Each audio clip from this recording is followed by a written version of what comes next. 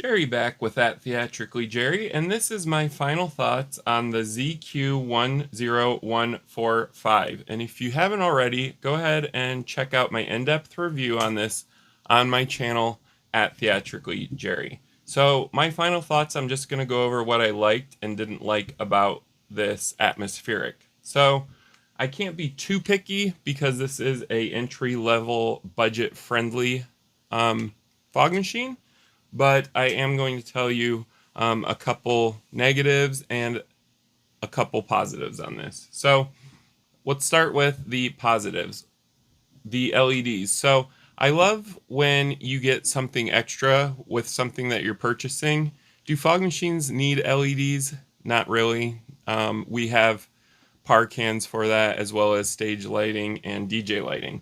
But if you're going to get something extra with it, why not? So I actually like the look of this. It looks like a pizza with little pie cutouts on it. And I also like the kind of taxi cab design here on the side. So looking at this is more interesting than just a black box that produces fog. The LEDs, they're 18 watts. They're not dim by any means, but they're not super bright. I think they're a great balance of affordability as well as brightness. You are getting the ability to select macros, which I loved seeing. You do get a strobe. The strobe isn't the highest refresh rate, so definitely don't rely on it if you're wanting a super awesome strobe look to this machine, but it's not the worst I've ever seen. You are getting RGB on here, as well as the built-in colors. You can't mix them yourself. You can't control the dimmer on this. You can control the strobe. The white looks not great on this, I'm not gonna lie. I'm not a big fan of mixing red, green, and blue to make white. You just get a really super weird either pink fringe or a blue tint to it. So if you're wanting a pure white, you're not going to get it with this, which is fine. The red, the green, and the blue do a great job, and there are some mixed colors that look great, such as the orange or the purple. So not a bad deal with this. I loved the thumb screws. They're super easy to tighten and loosen. The mounting bracket is great. You are getting a M10 mounting hole, so you can mount this to a truss. Would I mount it to a truss? Probably not. I would keep it on the ground. They did include the built-in rubber feet here, which are actually great. They keep this off the ground and help reduce the vibration noise from the pump. It's a great job on that as well. The fluid tank is not the largest I've ever seen. I wish they would have included a larger one with this. However, they were trying to keep this as compact as possible, which they actually did a great job with, especially for a 500-watt heater core.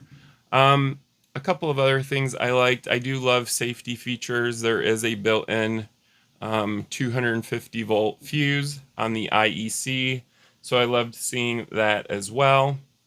The price point on this is spot on. You are going to be able to get one of these for the sub $65 range, so not super expensive. Definitely affordable for people who are starting out, or maybe a traveling DJ for a wedding gig, or even Halloween you could use these for as well. A couple of other things I liked about it is the illuminated rocker switch on the back, which is great for finding in the dark. A couple other things I didn't care about. The fog could be a little bit more powerful. However, this is a 500-watt heating core, so I didn't expect much from that. I also would have preferred anything other than an IEC cable. I don't really care for IEC simply because you can't really tell if you've inserted it correctly. If you bump up against it while it's plugged in, you could break the IEC port or the prongs in it. So I would have preferred to seen a different ability to connect this. Even a wireless option would have been great. A built-in battery, since this is super compact.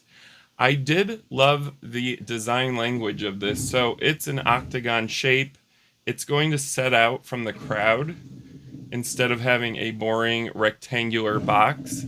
That is actually what drew me to this fog machine. So with that being said, I'm going to go ahead and leave a link down below if you're interested in purchasing one of these. If you have any questions or comments about the ZQ10145, go ahead and leave it down below. I do respond to all questions and comments as quickly as I can. Also, if you haven't already, go ahead and give this video a thumbs up. Also, you can subscribe to my channel at Theatrically Jerry. If things like this interest you, reviews on atmospherics, DJ lighting, stage lighting, equipment, anything like that, tutorials, DMX, go ahead and subscribe to my channel at Theatrically Jerry. I do produce quite a bit of videos. Most of the equipment that I review, I purchase myself, so I am not sponsored unless otherwise stated in a video. I do this simply because I enjoy doing it, and I want to give you guys information on a lot of this equipment that's coming out. So it's just a passion of mine. If you guys like that, go ahead and subscribe. And thank you guys for watching.